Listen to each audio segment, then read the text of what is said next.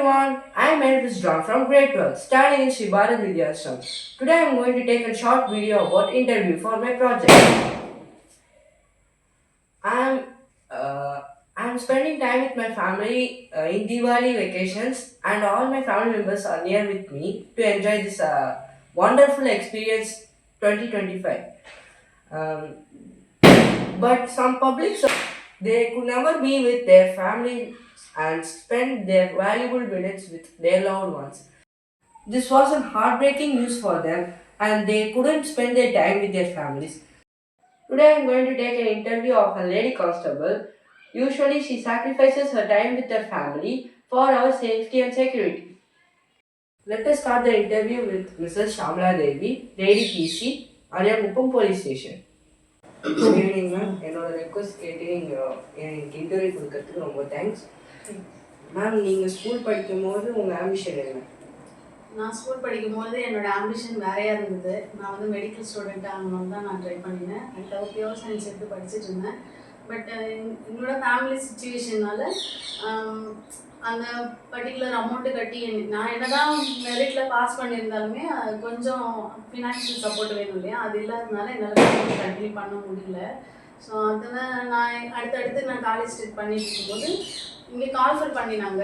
So ஒரு சில inspiration எனக்குள்ளே இருந்துச்சு. நான் பார்க்குற ஹையர் அஃபிஷியல் ஒரு ஃபீமேல் ஆஃபீஸர்ஸ் பார்க்குறேன் இல்லையா, அவங்கள பார்த்துருக்கேன். பார்க்கும்போது இதில் போனால் நமக்கு சேஃப் அண்ட் செக்யூர் கிடைக்கும், ப்ளஸ் நமக்கு ஜாப் கிடைச்ச மாதிரி இருக்கும் அப்படின்னு ஒரு நிலமை வந்தபோது தான் நான் அதுக்கு ட்ரை பண்ணேன். ஒரு 3 years கிட்டே நான் வந்து இதுக்காகவே உழைச்சேன், படித்தேன். Finally I got the job. எதனால உங்களுக்கு போலீஸாக ஆசை இருந்துச்சு?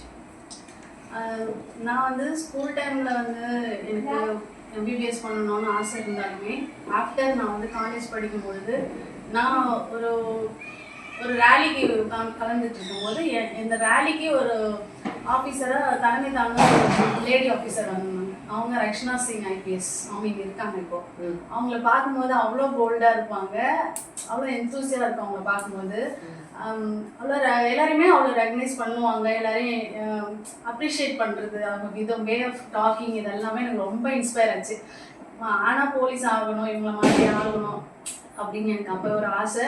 ஆனால் அவங்க கேடருக்கு போக முடியாது என்னால், ஏன்னா அந்தளவுக்கு படிக்கணும்னா சப்போர்ட் இல்லை நம்ம வீட்டில். ஸோ அட்லீஸ்ட் நம்ம லோ லெவலில் இருந்தாவது நம்ம ஒரு உமன் பிசியாவது ஆகலாம், அப்படியாவது ஆகலாம்னு சொல்லிட்டு அந்த டைமில் நான் அதை சூஸ் பண்ணினேன். அவங்க தான் எனக்கு இன்ஸ்பிரேஷன். ஓகே, போலீஸ் சர்வீஸில் உங்கள் ரோல் மாடல் யாருன்னா? நான் தான் சொன்னேன் இல்லையா முன்னாடியே, ரக்ஷனா சிங் ஐபிஎஸ்ன்னு சொல்லிட்டு அவங்க தான் என்னோட ரோல் மாடல். எனக்கு ரொம்ப பிடிக்கும். ஓகே, இந்த போலீஸ் சர்வீஸில் நீங்கள் உங்கள் ஃபேமிலியை பேலன்ஸ் பண்ண முடியுதா? கண்டிப்பாக. இந்த வேலைக்கு வந்ததுனால எனக்கு சொசைட்டியில் நல்ல மரியாதை கிடைக்குது. என்னால் வந்து ஒரு விஷயத்தை தட்டி கேட்க முடியுது. நான் வந்து அன்யூனிஃபார்மில் இருந்தாலுமே சரி, என்னால் ஒரு போல்டாக அங்கே நடக்கிற ஒரு விஷயத்த என்னால் போய் கேட்க முடியும். ஏன் இப்படி பண்ணுறீங்கன்னு என்னால் கேட்க முடியும். அதே சமயம் என் ஃபேமிலியிலேயே எனக்கு பார்த்த ஒரு பயமோ அந்த மரியாதை கலந்த ஒரு விஷயம், என் பிள்ளைங்களுக்கு கூட சரி, அம்மா அப்பாவும் என்ன ஒரு மரியாதை பார்க்குற ஒரு விஷயம் நடக்குது. எனக்கு என் வீட்டை பார்த்துக்கிறதுக்கான ஃபினான்ஷியல் சப்போர்ட் எனக்கு இது மூலயமா கிடைக்குது. ஸோ நான் வந்து சிங்கிளாக இருந்தாலுமே என்னால் சர்வை பண்ண முடியுன்ற ஒரு மன தைரியத்தை இந்த வேலை எனக்கு கொடுத்துருக்கு. உங்கள் ஃபேமிலி அண்ட் உங்கள் சர்வீஸ் ரெண்டுமே முடிஞ்ச பிறகு உங்களுக்கு உங்களோட டைம் இருக்கா? அப்போ என்ன பண்ணுவீங்க? அப்போ என் ஃபேமிலியோட ஸ்பெண்ட் பண்ணுவேன். எனக்கு பிடிச்ச மாதிரி ஏதோ மூவி போட்டு டிவியில் ஸோ பாட்டு பாடுறது, டான்ஸ் பண்ணுறது, இந்த மாதிரி சில விஷயங்கள்லாம் பண்ணி நான் என்ன வந்து சரி. இந்த சர்வீஸில் உங்களுக்கு ரொம்ப சாட்டிஸ்ஃபை பண்ண ஒரு விஷயம் இருந்தால் அதை பற்றி கொஞ்சம் சொல்லுங்கள். கண்டிப்பாக. நம்ம லா அண்ட் ஆர்டரில் ஒர்க் பண்ணுறோம். நம்ம ஒர்க் பண்ணும்போது சில ஃபீமேல் கேசஸ்லாம் வரும். ஸோ டொமஸ்டிக் வயலன்ஸ், ஸோ அந்த மாதிரி டவுரி இஷ்யூஸ்லாம் வரும் இல்லையா. ஸோ அப்போ அவங்க இதில் நம்ம போயிட்டு சால்வ் பண்ணி கொடுக்குறது, ஏன்னா அவங்களும் நம்ம மாதிரி ஒரு பொண்ணு, அவங்கள சால்வ் பண்ணி அந்த பிரச்சனையை சரி பண்ணி கொடுக்கும்போது எனக்கு ஒரு மன நிம்மதி கிடைக்கும். அவங்க நம்மளை பார்த்து ஒரு நன்றி சொல்லுவாங்க. அந்த கண்ணில் வந்து பார்த்திங்கன்னா ஒரு சந்தோஷம் இருக்கும். என் வாழ்க்கை திரும்ப கிடச்சிருச்சு, என்னோட பிரச்சனை முடிஞ்சிருச்சுன்ற மாதிரி வர கம்ப்ளைண்ட் முகத்தில் ஒரு சந்தோஷத்தை பார்ப்பேன் நான். அப்போ எனக்கு ரொம்ப ரொம்ப சாட்டிஸ்ஃபைடாக இருக்கும். ஜுவல் கிரைம் பற்றி என்ன நினைக்கிறீங்க?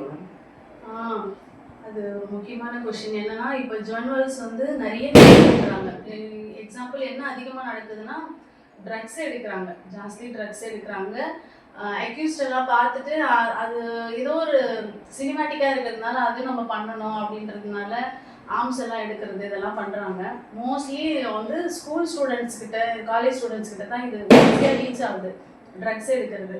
ஸோ கஞ்சா, இந்த மாதிரி சிகரெட்ஸ் இதெல்லாம் சீக்கிரமாகவே போகுது. ஸோ இதை நாம் கண்டிப்பாக தடுக்கணும். தடுக்கிறது நாங்கள் மட்டும் பண்ணால் மட்டும் போதாது, பேரண்ட்ஸ் சைடும் அது கண்டிப்பாக கவனிக்கணும். அப்சர்வேஷன் கண்டிப்பாக பேரண்ட்ஸ் பண்ணணும். பேரண்ட்ஸ்க்கு ஏதாவது அட்வைஸ் அண்ட் ஃபியூச்சர் சிட்டிசன் ஆனால் ஸ்டூடெண்ட்ஸ் உங்கள் அட்வைஸ் என்ன? பேரண்ட்ஸ்க்கும் ஃபியூச்சர் சிட்டிசன்ஸான ஸ்டூடெண்ட்ஸ்க்கும் நான் என்ன அட்வைஸ் கொடுக்க விரும்புகிறேன்னா, ஃபர்ஸ்ட் ஆஃப் ஆல் வந்து பேரண்ட்ஸ் கிட்ட நான் சொல்கிறது ஒரு விஷயம் என்னென்னா, குழந்தைங்க படிக்கணும், அவங்க கரியர் செட் பண்ணணும்னு ஓடிட்டு இருக்கீங்க, எல்லாமே கவனிக்கிறீங்க. ஆனால் அவங்க இப்போது இருக்கிற வேர்ல்டு வந்து பார்த்தீங்கன்னா மொபைல் ஃபோன்ஸில் தான் எல்லாமே பண்ணுற மாதிரி வருது இல்லையா? மொபைல் ஃபோன்ஸ் பசங்க எஜுகேஷன் பர்பஸ்க்காக மட்டும்தான் யூஸ் பண்ணுறாங்களான்னு அப்பப்போ நீங்கள் கவனிக்கணும். அது தவிர்த்து நல்ல விஷயங்களும் கெட்ட விஷயங்களுமே அந்த மொபைல் ஃபோன்ஸில் இருக்குது, இன்டர்நெட்டில் இருக்குது. என்ன வேணால் சர்ச் பண்ணலாம். சர்ச் பண்ணாமலே நமக்குள்ளே அந்த ஃபோன்ஸில் நிறைய ரேண்டமாக நிறைய வர வாய்ப்பு இருக்குது. ஸோ நம்ம பிள்ளைங்களுக்கு கொடுக்கும் பொழுது ஃபோனில் அடல்ட் அண்டர் 18+ அதெல்லாம் வந்து ரெஸ்ட்ரிக்ஷன் மாதிரி லாக் பண்ணி கொடுக்கறது, ப்ளஸ் இந்த மாதிரி செட்டிங்ஸ் சேஞ்ச் பண்ணி கொடுக்குறது, இல்லை அவங்கள கவனிச்சிட்டே இருக்கிறது, அப்பப்போ அவங்க என்ன பண்ணுறாங்கன்னு கவனிக்கிறது, இதெல்லாம் நீங்கள் பண்ணிங்கன்னா மேபி அந்த குழந்தைங்க தப்பான வழியில் போகிறது தடுக்கலாம். அது சமயம் ஸ்கூலில் வெளியில் பழகிற பிள்ளைங்க நல்ல பிள்ளைங்களா இருக்கா, நம்ம பிள்ளைங்க நல்ல பிள்ளைங்க கூட தான் ஃப்ரெண்ட்ஷிப் வச்சுக்கிறாங்களா, அதையுமே நீங்கள் நோட்டீஸ் பண்ணணும்.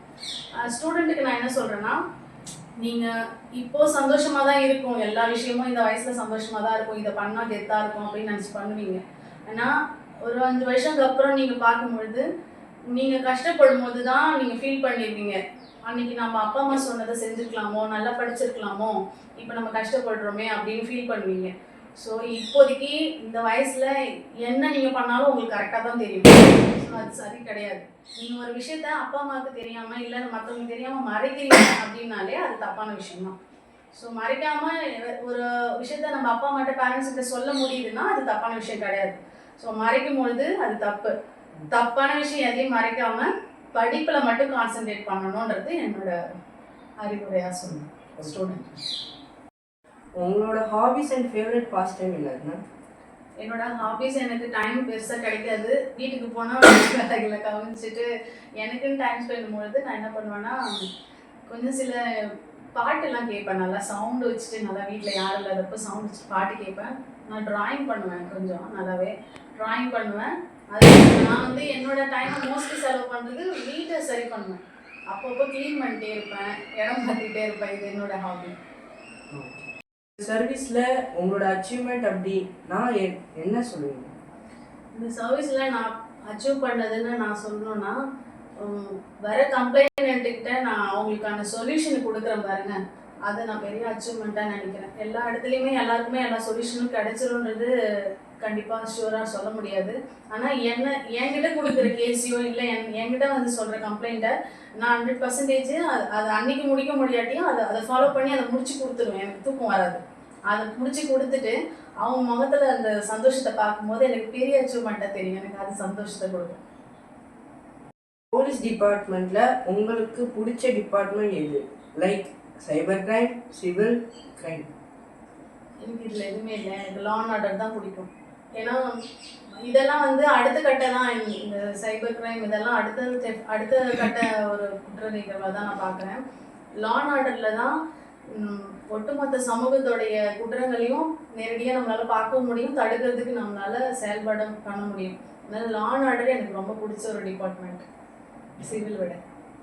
நீங்கள் அந்த போலீஸ் ஜாப் சேரும் போது நீங்கள் பிளட்ஜ் எடுத்திருப்பீங்க, அப்போது உங்களோட மனநிலையில் எப்படி இருந்துச்சு?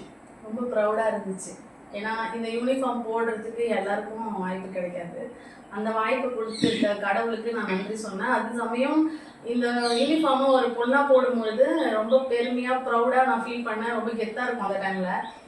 அந்த ஃப்ளட்ஜ் எடுக்கும்போது பார்த்தீங்கன்னா அதில் சில வரிகள் வரும்னா, அந்த வரிகள்லாம் கேட்கும்போது நமக்கு ஆட்டோமேட்டிக்காக கூஸ் பம்பாகும். ஸோ ரொம்ப வந்து உணர்வுபூர்வமாக இருந்துச்சு, ரொம்ப சந்தோஷமாகவும் இருந்துச்சு. முதல் தடவையே போலீஸ் யூனிஃபார்ம் போடும்போது நீங்கள் உங்கள் ஃபேமிலியில் யார்கிட்ட பிளெஸிங்ஸ் வாங்குவீங்க மேம்? அவங்க என்ன சொன்னாங்க? அதுக்கு முதல்ல நான் யூனிஃபார்ம் போடும்போது என் அம்மா கிட்ட தான் நான் பிளெஸிங்ஸ் வாங்கினேன். ஏன்னா நான் வந்து யூனிஃபார்ம் போடுறதுல எனக்கு ஃபுல் அண்ட் ஃபுல் சப்போர்ட் கொடுத்ததே என் அம்மா தான். என் அப்பாவுக்கு சப்போர்ட் கொடுத்தாங்க, பட் ஃபுல்லாக எனக்கு ஹெல்ப் பண்ணதே என் அம்மா தான். என் அம்மா நான் யூனிஃபார்ம் போட்டவுடனே எங்கள் அம்மா ரொம்ப சந்தோஷப்பட்டாங்க. அவங்கக்கிட்ட தான் நான் அதை ஷேர் பண்ணேன். அவங்கக்கிட்ட தான் போய் நான் யூனிஃபார்ம் போட்டு காமிச்சேன். இதுதான் எங்கள் அம்மா கிட்ட சொன்னது தான். அவங்கக்கிட்ட தான் நான் ஆசீர்வாதம் வாங்கினேன்.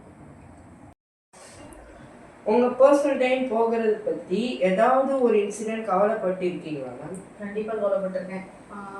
லைக் தீபாவளி, பொங்கல், என்னோட குழந்தைங்களோட பர்த்டேஸ் கூட நான் வந்து அவங்க கூட செலிப்ரேட் பண்ண முடியாது. அந்த டைமில் நான் ரொம்பவே ஃபீல் பண்ணியிருக்கேன். பட் அந்த டைமில் நம்ம வேறு ஏதாவது ஒரு விஷயம் பண்ணி அதுக்கு நம்ம சொல்யூஷன் கொடுக்குறோம் போது கொஞ்சம் நிறைவாயிடும், அது ஈக்குவலாக ஆயிடும். பட் அந்த விஷயம் நான் வந்து மிஸ் பண்ணுவேன். போலீஸ் சர்வீஸில் சேர ஆசைப்படுறவங்களுக்கு உங்களோட அட்வைஸ் என்ன? ஃபர்ஸ்ட் ஆஃப் ஆல் சேரணும்னு நினைக்கிறவங்களுக்கு நான் வாழ்த்துக்கள் சொல்லி வரவேற்கிறேன்.